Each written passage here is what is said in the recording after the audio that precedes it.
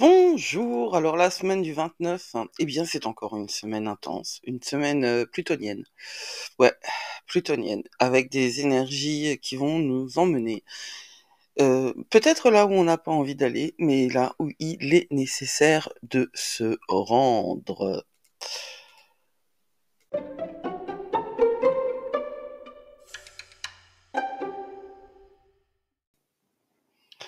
Pourquoi plutonienne? Bienvenue dans cette semaine du 29 avril. C'est plutonienne parce que c'est la semaine où Pluton rétrograde en Verseau et c'est une semaine où Vénus est carrée à Pluton, Mars est sextile à Pluton. Donc on a de l'activité de ce côté-là. C'est également la semaine où il y a Beltane, le 1er mai. Et la veille de Beltane, il y a ce qu'on appelle la nuit de Walpurgis, qui est traditionnellement une nuit associée aux sorcières, hein. C'est l'exact pendant de Samhain dans la roue de l'année. Alors, là, on va commencer dans l'ordre avec le fait que nous soyons euh, dans la phase directe de post-ombre de Mercure en Bélier. Mercure retrouve son rythme d'avancée dans les degrés du Bélier, mais il est encore euh, frustré, dans un rythme encore lent. Ceci dit, c'est maintenant. Il y a un article qui va sortir là, qui est programmé pour ce début de semaine, sur le blog d'Astrologie et compagnie, où je vous explique ce que l'on fait de Mercure qui repasse direct en Bélier. En résumé, c'est un moment où on va pouvoir agir. On va pouvoir mettre en place les choses que nous avons apprises, intégrées, comprises durant la rétrogradation. Mais la semaine, elle commence aussi avec la conjonction de Mars et Neptune, qui a commencé la veille, qui a commencé le 27, pardon, le 27 à 22h06, donc l'avant-veille. Alors Mars conjoint à Neptune, j'en ai déjà beaucoup parlé la semaine dernière. C'est une énergie là aussi un petit peu frustrante, mais qui va nous donner en fait la possibilité de ne pas faire de conneries, et je trouve que c'est pas mal. Parce que globalement, on peut dire des choses en ce moment, faire des choses de manière un petit peu brutale, spontanée, parce que pour certains, la fin de Mercure rétrograde en Bélier, c'est un petit peu quand on lâche un élastique qu'on a trop tiré. Ce qui va être aussi remarquable cette semaine, c'est alors vous savez que Vénus est entrée en Taureau, hein, elle est entrée en Taureau, elle entre en Taureau aujourd'hui, là aussi. Oui, c'est vrai que moi j'ai écrit les articles la semaine dernière, donc pour moi c'est une réalité. Mais voilà, un grand, grand, grand moment de cette semaine qui va durer jusqu'en mai, c'est que aujourd'hui, 29 avril à 13h32, parce qu'en plus, j'enregistre ça le 29, hein, pour de vrai. D'habitude, je suis très en avance et là, pas du tout. Et ah oui, à ce propos, je voulais vous remercier pour vos chaleureux messages d'anniversaire. C'est très, très, très agréable de lire ça. Merci infiniment. Donc Vénus est entrée en Taureau le 29, entre en Taureau le 29 aujourd'hui et ça dure jusqu'au 23 mai. Là, j'ai fait un reel sur Insta qui s'appelle Luxe, calme et volupté. C'est une référence à l'invitation au voyage de Baudelaire. Mon enfant, ma sœur, songe à la douceur d'aller là-bas vivre ensemble, aimer à loisir, aimer aimer à loisir, et ben voilà, je l'ai perdu. Au pays qui te ressemble, là, tout n'est qu'ordre et beauté, luxe, calme et volupté. Alors, ordre, je ne sais pas, si c'est pas une caractéristique du taureau. Beauté, c'en est une, mais surtout luxe, calme et volupté. Voilà des mots qui sont véritablement associés à Vénus en taureau. Vous avez un mois pour profiter de ça et pour vous plonger dans les délices euh, de ce qui vous fait plaisir. Parce qu'en fait, Vénus en taureau, c'est sur soi, c'est pour soi, c'est à l'intérieur de soi.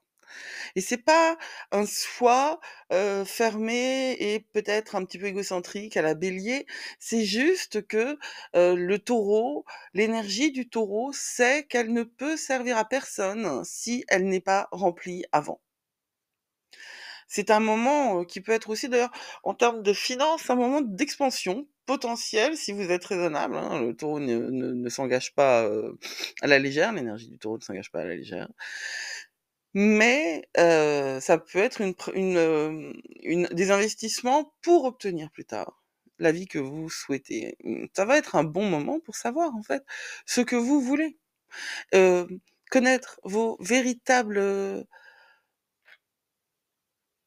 hem, at vos véritables j'ai perdu le mot. Ce vers quoi vous tendez, véritablement. Toute l'histoire de cette année, hein, on est d'accord que c'est, que c'est l'année du phénix.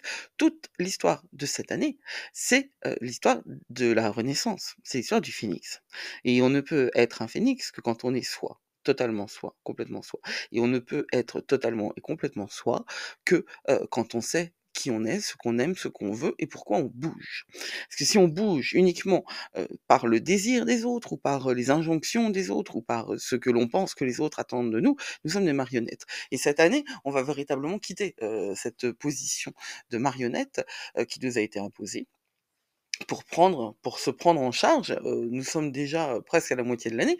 Le travail est en train de se faire. Vénus entre en Taureau et le premier aspect, hein, je vous ai déjà dit ça, que le premier aspect compte. Le premier aspect compte beaucoup. Et le premier aspect que Vénus fait en Taureau, c'est pour ça que j'ai considéré que cette semaine était plutonienne, c'est qu'elle est carrée à Pluton. Alors Vénus carrée à Pluton, c'est, comme je le disais dans l'introduction, là où on n'a pas envie d'aller, mais là où il faut aller pour savoir, voilà. C'est vraiment la même chose que cette pleine lune en Scorpion, enfin la même chose, sous des modalités différentes, mais l'intention générale est la même, hein, c'est de secouer pour voir ce qui tombe on n'en a plus besoin. Quand Vénus est carré à Pluton, Vénus en Taureau carré à Pluton en Verseau, ce sont 2 signes, fixes, hein.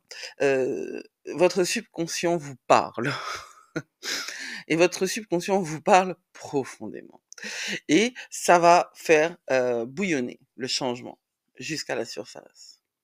Ce qui arrive maintenant ne doit pas, ne peut pas être ignoré. Ce qui arrive maintenant est inévitable et si, vous le combattez, si vous l'ignorez ou si vous vous enfuyez, cela ne fera que le rendre plus fort. Il est vraiment très important d'être, ouvert et souple à ce moment-là, hein. Vénus carré à Pluton, c'est, du 30 avril 2024, 10h59 au 2 mai 2024, 1h58. Il est très, très, très important d'être souple.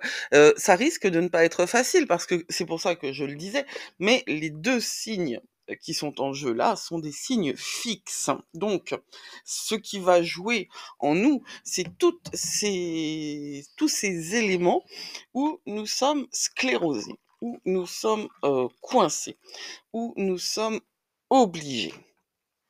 Pourtant tout ce à quoi vous vous agrippez, au nom de la sécurité et de la stabilité, pardon, pourrait être, vraiment chamboulé, remis en cause. Tout ce qui va remonter à la surface, eh bien, il va falloir l'accepter. Parce que le plus vous résistez et plus ça va exploser. Voilà. N'oubliez pas que Pluton est, en Verseau et que Pluton, à ce moment-là, en fait, n'est pas encore, rétrograde. Donc, alors, il y a de la peur qui va arriver. Puis la peur, ça peut nous faire des choses, très étranges, et puis très dangereuses et puis très, inappropriées et il va falloir que vous fassiez un effort pour, ne pas vous laisser faire par la peur. La peur est très, très, très mauvaise conseillère et moi j'ai très bien connu la peur, hein, pour, des raisons, d'enfance. J'ai pas du tout eu une enfance, comment dire? Traumatique, mais en fait si. Sauf qu'elle avait pas l'air comme ça. J'ai beaucoup, beaucoup vécu avec la peur et j'ai appris clairement que, la peur n'évite pas le danger. En fait, elle ne fait que brouiller les signaux et ne nous permet pas d'être, en pleine possession de nos moyens pour pouvoir faire ce qu'il faut, quand la peur est présente. C'est un grand moment là, ce carré de Vénus à Pluton, pour explorer, la spiritualité et ce que ça peut vous apporter justement, plutôt que d'avoir peur. Et c'est très amusant parce que, autant il y a des aspects qui sont très réguliers, hein, le fait que le soleil entre en Taureau, c'est à peu près tous les ans à la même époque.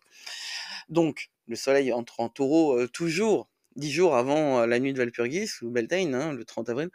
Mais là, Vénus est carrée à Pluton justement, le 30 avril. Et le 30 avril, c'est une date vraiment très particulière quand on s'intéresse à, au mystère, au mystère.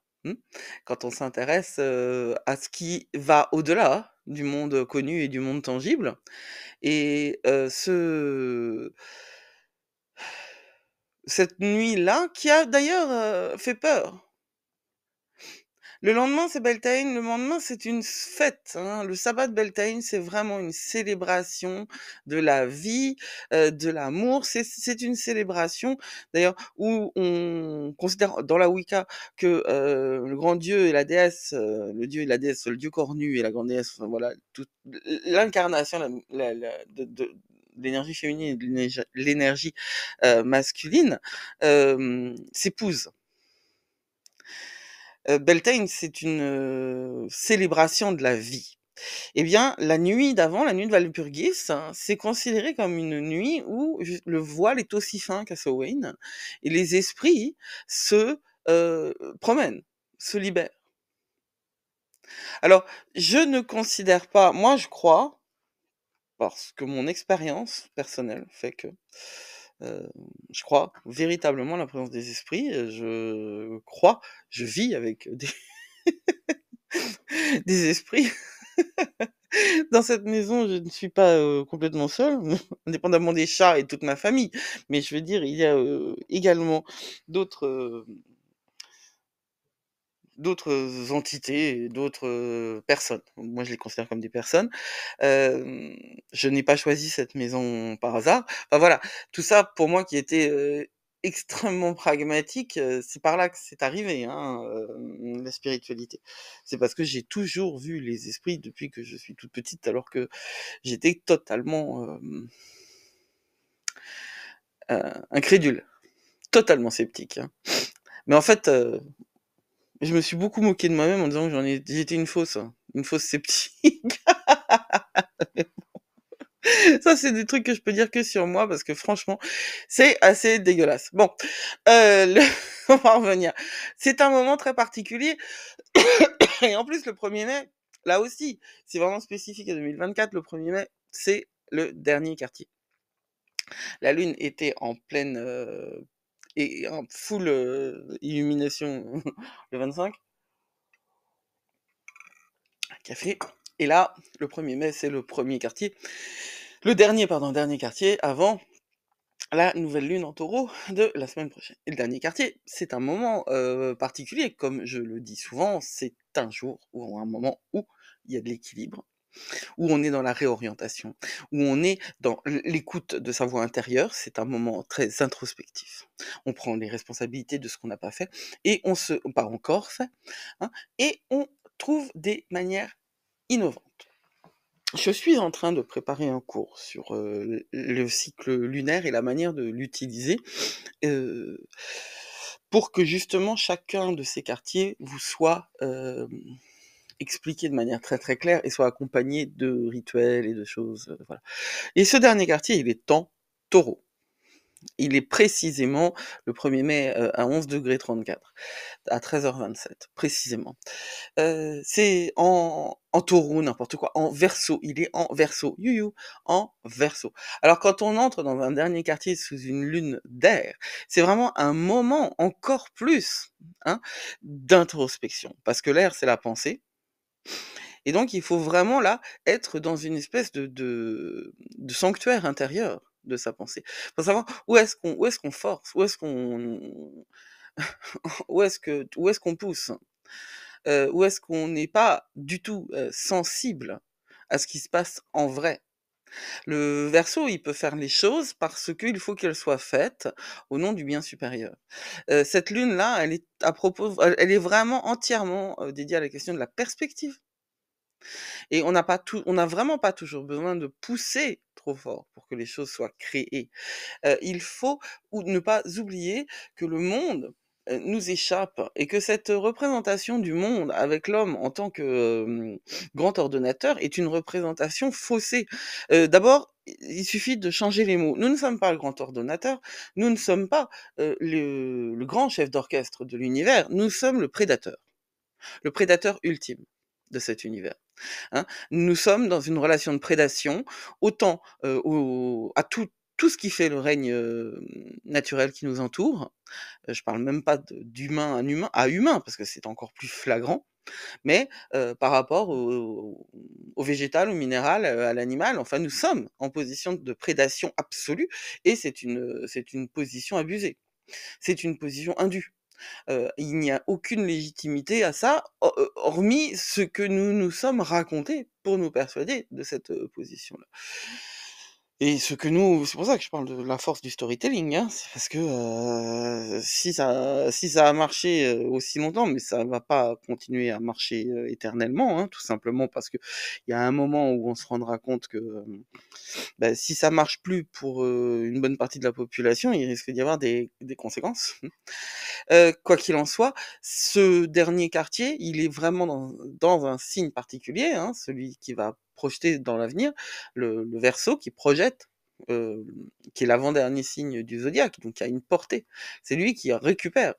Il a intégré toutes, les eaux de tout ce qui s'est passé dans les 11 précédents signes, 10 précédents signes, et il va tout donner aux Poissons ensuite.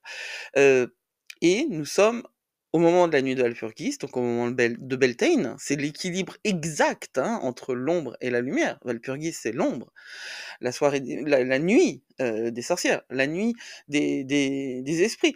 Moi, je n'ai aucun problème avec l'ombre. Ce n'est pas un gros mot pour moi. Ni l'ombre, ni la nuit, c'est au contraire, ce sont des espaces de tranquillité, de paix. Et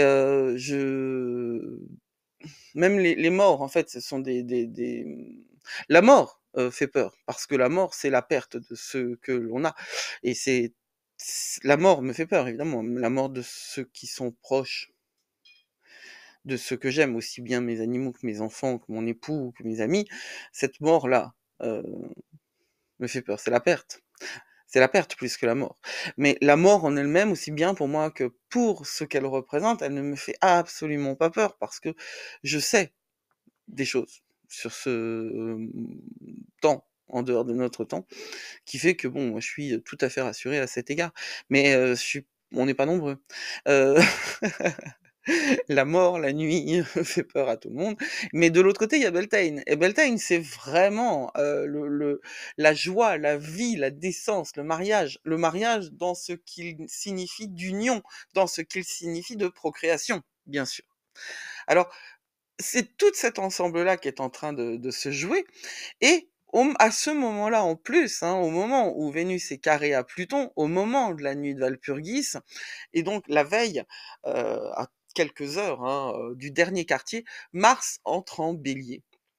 Et là, on a quelque chose de très intéressant, parce que, Vénus est en Taureau et Mars est en Bélier jusqu'au 9 juin. Donc pendant, quelques semaines, nous allons avoir, heu, nos 2 planètes des relations, qui sont elles-mêmes d'ailleurs mythologiquement en relation, nos 2 planètes des relations dans leur signe, de prédilection. Vénus est en Taureau, Vénus dirige le Taureau. Mars est en Bélier, Mars dirige le Bélier. Et c'est vraiment, la version la plus pure. Imaginez une couleur, voilà, imaginez une couleur. Il y a des couleurs primaires, et puis après il y a des couleurs qui sont, pastellisées parce qu'on rajoute du blanc, ou rabattues parce qu'on rajoute du noir. Eh bien, aussi bien pour Vénus en Taureau que Mars en Bélier, on est dans de la couleur primaire, là. On est vraiment dans l'expression pure de l'énergie, heu, qui est, représentée et dirigée par Mars et par Bélier. Alors, il y a quelque chose de l'action, hein, bien évidemment, de l'action, qui va vous pousser à agir, et n'oubliez pas que le dernier quartier, on ne pousse pas, hein. Mais pourtant, on va avoir cette tentation d'agir. Il faut être intelligent, il faut, quand Mars est en Bélier, prendre le temps de comprendre le symbolisme. Pourquoi? Mais bien parce que le bélier, c'est un signe éminemment, hem, de guts, comment on dit? D'instinct. Voilà, c'est un signe d'instinct. Alors, soyez, sûrs, enfin soyez sûrs, soyez connectés à votre instinct et si, vous ne savez pas être connecté à votre instinct, vous pouvez chercher des signes, des symboles, des synchronicités, hein. Ce sont mais il faut vraiment que ce soit, que ça fasse sens. Donc pour ça, il faut que vous soyez en lien avec, vous-même. Mars, c'est l'action, la détermination, la volonté et le leadership. Il y a pas beaucoup de temps quand Mars est en Bélier pour la préméditation, hein. Il y a pas, beaucoup de temps pour, la planification. Normalement, ça a été fait avant. Mais par contre, heu, vous savez comment être dirigé si vous savez faire attention aux signes qui vont vous, pousser dans la bonne direction. Alors évidemment, il y a des basses fréquences, hein, à Mars et Mars en Bélier, c'est la colère, l'agression et je sais qu'il y a énormément de basses fréquences actuellement dans le monde. Donc il va y avoir possiblement, une remontée d'agression et en vous et dans les autres, même si vous faites un travail pour monter vos vibrations.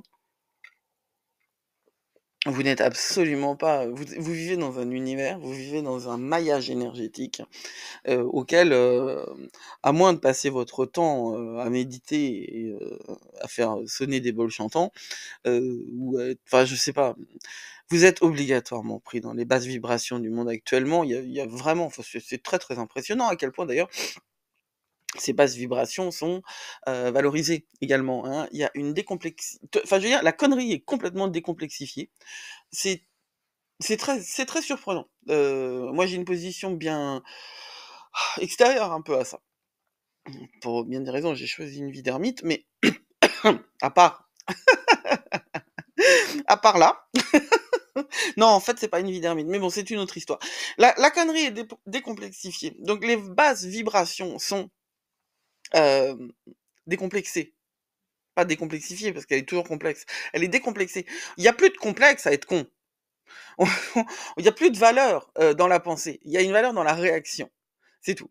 Alors soyez-vous conscient que vous pouvez être votre Mars le plus haut. Vous pouvez, heu, sortir de la colère pour aller vers, le leadership. Sortir de l'agression pour aller vers la direction. Et pour ça, qu'est-ce qu'il faut? Bah, il faut travailler dans la sérénité. Il faut se donner à soi la possibilité de poser. Il faut se donner à soi la possibilité de respirer. Et il faut se donner à soi aussi, eh bien, il faut puiser dans ce que Vénus en Taureau nous dit. Il faut puiser dans tout ce qu'il y a autour, puisque Vénus est carré à Pluton. Heu, Mars va être sextile à Pluton. D'ailleurs, son premier aspect, c'est sextile à Pluton. C'est un aspect de très bonne qualité. Sextile, c'est vraiment moi je l'aime beaucoup l'aspect, sextile. Parce que comme je le dis, comme je l'explique, le trigone, les portes sont ouvertes, hein, tout est ouvert, vous pouvez sortir, rentrer, machin. Le sextile, il faut pousser la porte. Et cette action, je considère d'ailleurs qu'on a beaucoup plus de fruits quand on fait quelque chose. On valorise beaucoup plus ce pourquoi on donne. D'ailleurs, c'est pour ça que le gratuit, globalement, vous ne le valorisez pas.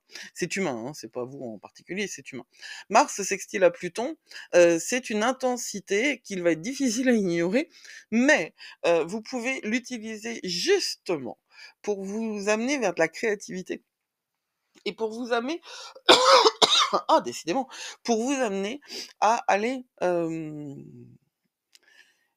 transformer votre colère, votre agressivité latente dans, des, heu, manières d'agir qui vont faire, le bien commun. Or, ça le mauvais côté de ça et comme je dis que Mars est dans des vibrations basses en ce moment, parce que globalement le monde est dans des vibrations basses, hein, ce sextile à Pluton peut aussi vous, pousser à, lâcher les chiens sur,